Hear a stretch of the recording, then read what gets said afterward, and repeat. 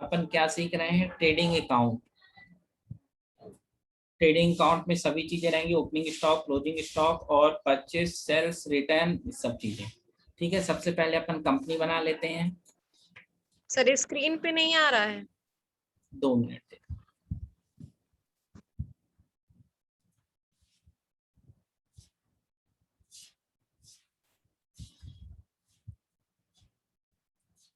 अब दिखने लगा?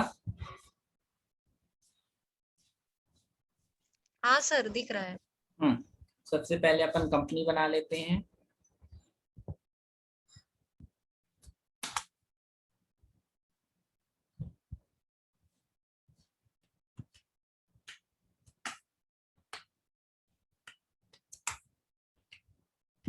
ABC private limited.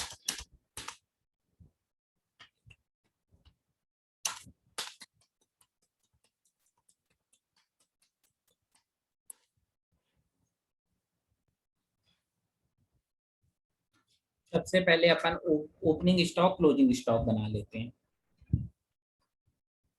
आपकी कंपनी बन के तैयार हो गई, ABC private limited. ABC private limited, no voucher entry, इसमें कोई एंट्री नहीं है। अब अपन इसकी एंट्रियां करते हैं। पहले ओपनिंग स्टॉक, क्लोजिंग स्टॉक बना लेते हैं। तो अकाउंटिंग इन्फो में इसको बनाने की प्रोसेस क्या है? Accounting info, ledger, create, opening stock.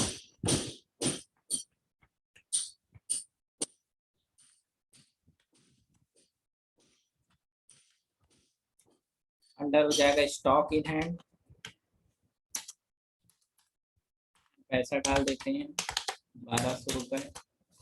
और क्लोजिंग स्टॉक बनाने का अल्टर में जाएंगे, क्लोजिंग स्टॉक, ओपनिंग स्टॉक में आएंगे। इसको मैंने एक बार आप लोगों को बता भी चुका है। यहाँ पे बैलेंस डाल देंगे, पहले डेट डाल देंगे 31/3/22, 1500 लास्ट महीने का बचा हुआ।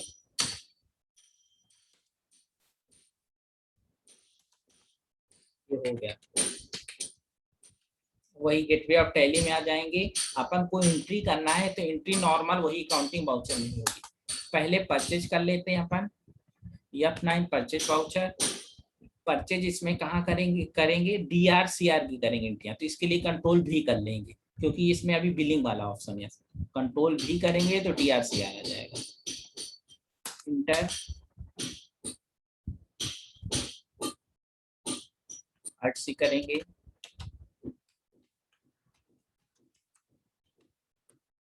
शंकर स्टोर।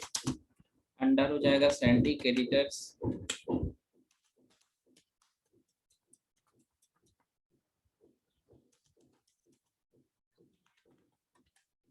10,000 on account. हट सी करके परचेज बना लेंगे। परचेज का अंडर परचेज,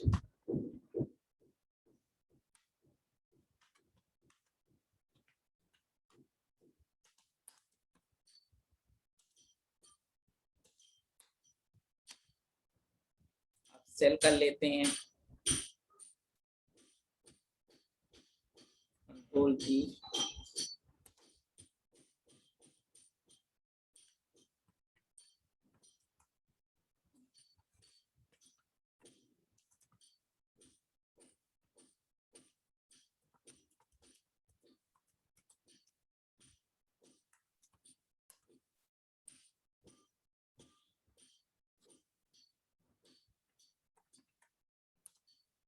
यहाँ सेल बन जाएगा। सेल सीआर होता है, सेल का अंडर सेल।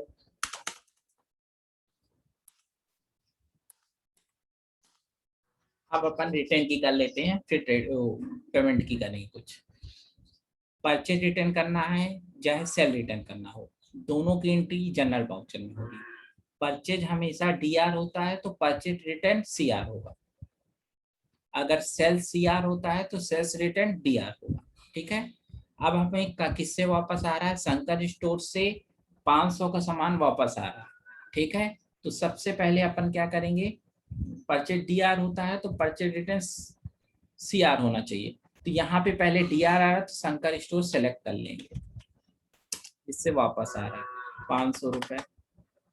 फिर ऑन अकाउंट यहाँ पे परचेज रिटर्न बनाएंगे, कई बार लोग वही परचेज सेलेक्ट कर लेते हैं, वो गलत है। आर्ट सी करके यहाँ परचेज रिटर्न बनाया जाए, परचेज रिटर्न का हमेशा परचेज ही होता है।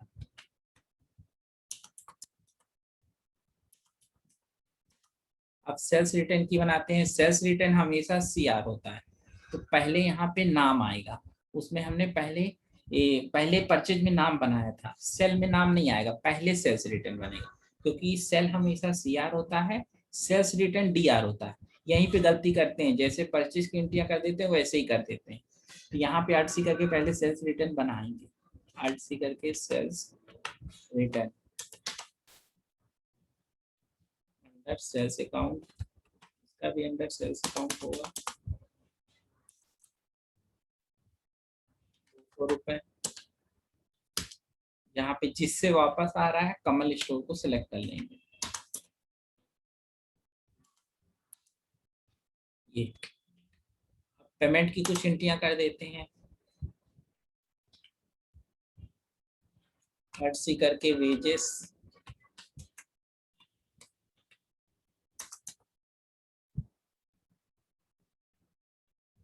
डायरेक्ट एक्सपेंसेस इसमें आते हैं, वैसा इनडायरेक्ट नहीं आते।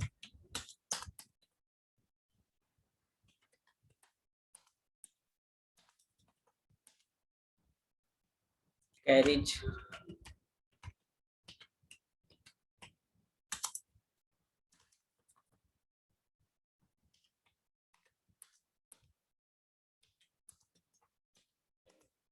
अब इसको देख लेते हैं अपन, जरूरी नहीं है कि तीनों खर्चे हों, एक खर्चा भी हो सकता है, दो भी हो सकते हैं, एक भी हो सकता है, तीन भी हो सकते हैं, ये चीजें। क्योंकि डायरेक्ट एक्सपेंसेस में अपने वेजेस पैकिंग और कैरी जाता है। ठीक है, अब अपन ट्रेडिंग काउंट देखेंगे तब उसकी और परिभाषा भी बता दूंगा कैसे क्या। ट्रेडिंग काउंट देखने के लिए अपन प्रॉफिट एंड लॉस में जाते हैं, गेटवे ऑफ टैली में आएंगे, profit and loss, profit and loss में Alt F1 करेंगे, लेकिन अभी ओपनिंग स्टॉक क्लोजिंग स्टॉक नहीं शो कर रहा होगा, इसके लिए अपन F11 प्रेस करते हैं और इसको मेंटेन अकाउंट ओनली, इसको ऑप्शन को यस करेंगे तब opening stock closing stock show करेगा। देखिए अभी शो नहीं कर रहा होगा, यहाँ पे कुछ नहीं दिखा, ठीक है। F11 पहला ऑप्शन वाई प्रेस करके यस कर देंगे, मेंटेन अकाउंट ओनली, और इंटर करके एक्सेप्ट कराएंगे, स्कैप नहीं कर देंगे। ये ओपनिंग स्टॉक क्लोजिंग स्टॉक दोनों शो कर रहा है, लेकिन दोनों में पैसा वही बता रहा है। इसके लिए अपन क्या करेंगे, डेट चेंज कर लेंगे, Alt F2। 1/4/21 हमने ओपनिंग में रखा था, क्योंकि बाई डिफॉल्ट वो डली ही रहती है, और लास्ट में 31 क्लोजिंग की 31/3/22 ये रख दी थी। तो अब आपका आ गया 1200 रुपए ओपनिंग, क्लोजिंग आ गया आपका 1500 रुपए, और रिटर्न हो रहा है 10,000 में 500 घट रहा है और 25,000 में 200 घट रहा है। ठीक है, ट्रेडिंग काउंट का मतलब होता है इसका मैंने प्रिंट देखा है, print view Alt P inter Alt Z। Trading count में क्या होता है, इसके अंतर्गत परचेज, सेल और डायरेक्ट एक्सपेंसेज आते हैं। इसको बनाने पर हमें क्या प्राप्त होता है, ग्रॉस प्रॉफिट, ये आ रहा है ग्रॉस प्रॉफिट। ग्रॉस प्रॉफिट कैसे आता है, आपका जो परचेज होगा, परचेज में खर्चे जुड़ जाएंगे और जितने का आप सेल कर रहे हैं उसमें घट जाएगा।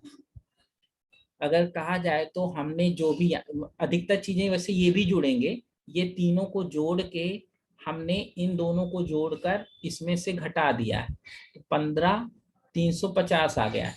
मतलब ये तीनों को जोड़ा हमने, इन दोनों को जोड़कर ये आ रहा है, ये 26,300 ये दो आ रहा है। तो 26,300 में 1,200, 9500 और 250 रुपए घटा दिया है, तो ये आ गया 15,350 रुपए आपका क्या आ गया, प्रॉफिट आ गया, ग्रॉस प्रॉफिट, जिसको हिंदी में कहते हैं सकल लाभ। ये आपके सामने क्या बन गया, ट्रेडिंग अकाउंट। इसमें आपका ओपनिंग स्टॉक और क्लोजिंग स्टॉक भी इंक्लूड है, परचेज रिटर्न और सेल्स रिटर्न भी इंक्लूड है। सेल्स रिटर्न देखिए घट रहा है, परचेज रिटर्न भी घट रहा है, यहाँ पे घटना चाहिए, अगर घट रहा है तो सही है। ठीक है, ट्रेडिंग अकाउंट की परिभाषा होती है, यह वर्ष के लास्ट में बनाया जाता है, इसके अंतर्गत परचेज, सेल और डायरेक्ट एक्सपेंसेज आते हैं। इसको बनाने पर हमें ग्रॉस प्रॉफिट प्राप्त होता है, इसको हिंदी में कहा जाए तो सकल लाभ।